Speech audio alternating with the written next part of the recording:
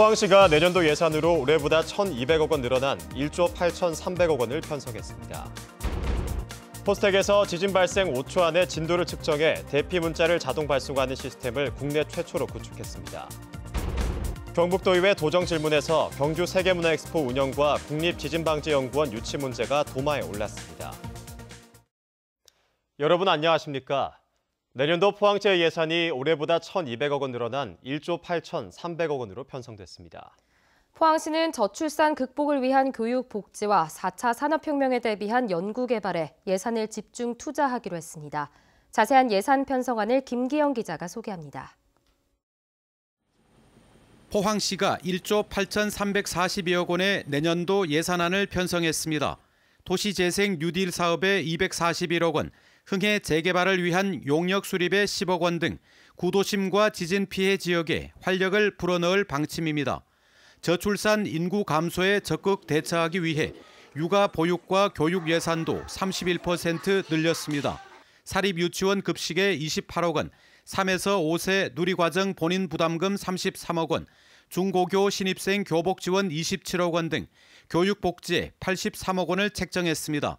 시내버스 증차와 노선 개편에는 143억 원을 사용합니다. 교복이라든가 이제 급식이라든가 아니면 앞으로 이제 진학 지도 이런 것들이 가장 이제 관심이 많기 때문에 그런 쪽으로 하고 또 서민들이 이제 주로 이제 대중교통을 많이 이용할 수 있도록 또 식물 백신 기업 지원 시설 구축 사업 67억 원 등 북방 경제 협력과 4차 산업혁명을 통한 신성장 육성에 228억 원이 집중 투입됩니다. 이 밖에도 청년 실업 해소와 경력 단절 여성, 노인, 장애인 등 공공형 일자리 사업에도 268억 원이 쓰입니다. 수치상으로 내년도 포항시의 예산은 1,234억 원 늘었습니다. 하지만 이는 국도비 확보에 따라 포항시 예산이 자동으로 책정된 것이어서 오히려 시의 가용 예산은 400억 원 줄었습니다. 민간 보조 사업이나 각종 행사에 대한 사업은 10% 정도 일괄 삭감했고요. 그 삭감된 예산을 저출산 대책에 대한 보육 사업, 그다음에 R&D 쪽에 7년째 포항시의 예산이 1조 원을 돌파해 겉으로는 풍성해 보이지만 지진 피해와 인구 감소, 철강공단 경쟁력 저하 등 과제가 많아 포항시는 내년 안에 허리띠를 졸라매야 할 처지입니다. MBC 뉴스 김기영입니다. 경주시 월성원전 방패장 민간환경감시기구는 최근 논란이 된 경주 방패장 해수 유입 문제 등으로 방패장의 안전성이 우려된다며 대책 마련을 촉구했습니다. 민간환경감시기구는 방패장 해수 유입 문제에 대해 제기되는 여러 의혹에도 불구하고 방패장 측이 여전히 확실한 근거 자료를 밝히지 않고 있다며 최근 제기된 대전 한국원자력연구원의 방패물 데이터 오류와 관련해서는 원인 규명과 재발 방지 대책이 수립돼야 한다고 밝혔습니다. 도청과 도교육청에 대한 경북도의 도정 질문에서 경주 세계문화엑스포 운영과 국립지진방재연구원 유치 문제가 도마 위에 올랐습니다. 오늘 열린 도정 질문의 쟁점을 이규설 기자가 정리했습니다. 도정 질문의 포커스는 경주 세계문화엑스포 운영에 맞춰졌습니다. 박승직 의원은 새롭지도 않고 상품 가치도 떨어진 문화엑스포를 계속 끌고 나갈 건지 아니면 이참에 중단하고 다른 방안을 모색할 것인지에 대해 질문했습니다. 특히 엑스포를 개최할 때마다 홀대론과 주도권 다툼으로 행사 공동 주체인 경북도와 경주시의 내부 갈등이 점점 커지고 있다며 대책을 물었습니다. 엑스포 행사를 도에서 거의 기획하다 보니 경주를 제일 많이 아는 시소속 공무원이나 교수, 전문가들의 독창적이고 좋은 아이디어가 전혀 나오질 않고 있습니다. 다시 말해서 공동 주체 도시인 경주의 역할이 아무것도 없는 실정입니다. 도지사는 경주 출신의 사무총장을 적극 기용하는 등 경주시를 배려하고 있다고 밝히고 앞으로 엑스포는 개성이나 평양 등 북한 개최는 고려할 수 있지만 해외에서는 더 이상 개최하지 않겠다고 밝혔습니다. 박 의원은 또 문재인 대통령의 대선 공약으로 설립을 약속한 국립지진방재연구원 경북 유치가 지지부진하다며 도 차원의 대책을 물었습니다.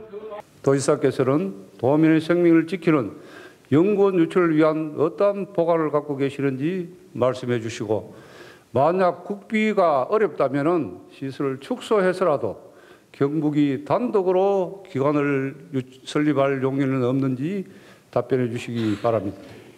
이에 대해 도지사는 전액 삭감됐던 지진 관련 예산이 국회에서 일부 살아났다며 만약 국립지진방재연구원 유치가 무산될 경우 내년에는 도가 단독으로 지진방재연구기관 설립을 추진하겠다고 밝혔습니다.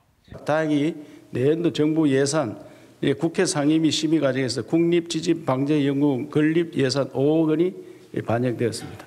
국회 예결위까지 최종 통과될 수 있도록 총력을 기울여 나가겠습니다.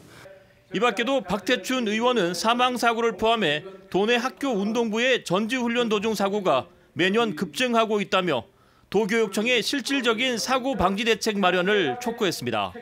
MBC 뉴스 이규설입니다. 울진군은 오는 2020년 1월까지 218억 원을 들여 울진읍 신림리 일원 18만여 제곱미터 터에 추모원을 건립하기로 했습니다.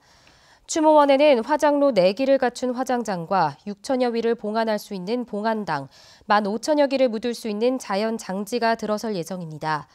울진 군립 추모원이 들어서면 화장장이 없어 100km 이상 떨어진 경북 포항이나 강원도 동해까지 가야 했던 주민들의 불편과 경제적 부담이 해소될 것으로 기대됩니다. 지난해 포항 지진에서 경험했듯이 진도를 정확히 파악해 얼마나 빨리 국민들에게 알려주는지가 중요합니다. 포스텍에서 지진 발생 5초 안에 진도를 측정해 대피 문자를 자동 발송하는 시스템을 국내 최초로 구축해 관심을 모으고 있습니다. 장성훈 기자입니다. 지난해 발생한 포항 지진 규모는 5.4로 5.8의 경주 지진에 비해 규모는 작았습니다. 하지만 진앙이 얕아 실제 사람들이 느끼는 진도는 포항이 7.0의 1만큼 강력했고 더 큰 피해를 남겼습니다. 이 때문에 지진 상황에서 진도를 얼마나 빠르게 측정해 알려주는가가 관건입니다. 간이 지진계에 진동을 가하자 상황실 모니터에 곧바로 진도4가 표시되고 경고음이 울립니다. 그리고 불과 5초 안에 등록된 모든 휴대전화로 지진경보와 대피 문자가 자동으로 전송됩니다. 포스텍에서 국내 최초로 구축한 지진 관측 시스템인데 20초 이상 걸리던 기존 국가재난 문자 시스템보다 시간을 크게 단축할 수 있습니다. 지진의 절대적인 크기인 규모가 아니라 사람들이 실제로 느끼는 지진의 크기인 진도를 알려주기 때문에 훨씬 더 즉각적인 대피 및 대응이 가능합니다. 기존 측정 시스템 구축 비용은 수억 원대지만 이번에 개발한 시스템은 300~400만 원 정도면 가능합니다. 수능 시험장이나 여러 사람이 모이는 기관이나 단체에서 지진 대처 시스템으로 상용화할 수 있을 것으로 기대됩니다. 민간 차원의 이런 세밀하고 실용적인 지진 대책이 앞으로도 계속 나올 수 있도록 정부 차원의 지원과 관심이 필요해 보입니다. MBC 뉴스 장성훈입니다. 경상북도가 국회 예산안 조정소위원회를 앞두고 예산 확보를 위해 총력전에 나서고 있습니다. 국회가 정상화되면 곧 열릴 것으로 예상되는 국회 예결심사에 앞서 기재부 차관 출신인 김천 송원석 의원과 도청 예산실무 담당자들이 수시로 만나 예산 추가 확보를 위해 노력하고 있습니다. 한편 경상북도의 주요 예산 증액 요청 사업은 포항 영덕간 고속도로 건설과 영천 신경주 간 복선 전철화, 원자력 해체기술 연구센터 설립, 국가 세포막 단백질 연구소 설립 등 15건입니다. 울릉군은 어린 해삼 25만 마리를 북면 마을 어장에 방류했다고 밝혔습니다. 이번에 방류한 어린 해삼은 지난 5월 울릉도 연안에 서식하는 어미 해삼에서 채란해 현포리에 있는 수산종자 배양장에서 6개월간 기른 것입니다. 울릉군은 이에 앞서 지난 6월 자체 생산한 조피볼락 15만 마리를 현포리 어촌계에 방류했고 지난달에는 수산종자 배양장 시설을 확장했습니다. 오늘 오후 6시 36분 포항시 남구 동남동쪽 앞 33km 해역에서 규모 2.2의 지진이 발생했습니다. 기상청은 발생지 깊이를 19km로 추정하고 실제로 진동도 느껴지지 않아 지진 피해도 없을 것으로 예상했습니다. 오늘 북서쪽에서 밀려온 찬바람으로 온종일 추웠습니다. 내일은 오늘보다 기온이 더 떨어지고 바람도 강하게 불어 춥겠습니다. 안수진 기상캐스터입니다. 오늘 바람이 강하게 불면서 미세먼지는 해소됐지만 온종일 쌀쌀했습니다. 내일도 미세먼지에 대한 걱정은 안 하셔도 되겠습니다. 다만 밤사이 기온이 더 떨어져서 내일 아침 포항을 제외한 지역들이 영하권을 기록하겠고요. 포항도 1도로 초겨울 추위를 보이겠습니다. 낮이대도 오늘보다 기온이 1, 2도가량 낮은 데다가 찬바람이 불면서 겨울옷이 어색하지 않겠습니다. 맑은 날이 이어지면서 경북 동해안으로는 건조주의보가 내려졌는데요. 바람이 강해서 불이 옮겨붙기가 쉽습니다. 불씨 관리에 각별한 주의가 필요하겠습니다. 자세한 내일 날씨 알아보겠습니다. 내일 대체로 맑겠습니다. 아침 기온 영하 3도에서 1도, 낮 기온은 8도에서 9도입니다. 울릉도와 독도에는 강풍주의보가 내려졌습니다. 아침 기온 울릉도 3도, 독도 5도, 낮이 되면 울릉도 7도, 독도 8도입니다. 동해 먼바다로는 풍랑주의보가 내려졌고 동해 중부 먼바다에는 오전에 가끔 눈이 오겠습니다. 바다의 물결 동해 전해상에서 최고 4m까지 일겠습니다.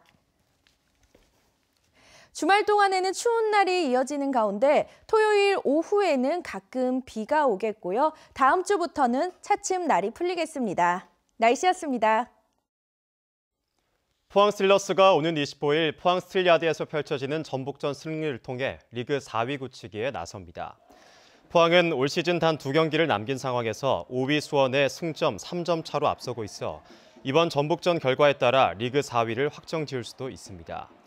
만약 FA컵 결승에 진출한 울산이 우승을 차지할 경우 K리그 4위도 아시아 챔피언스 리그 진출권을 획득할 수 있어 포항은 남은 경기에서 전력을 다해 반드시 4위 안에 들어야 합니다.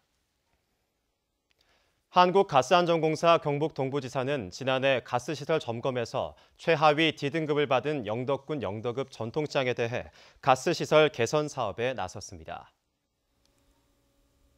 이상으로 포항 MBC 뉴스를 마치겠습니다. 여러분 고맙습니다.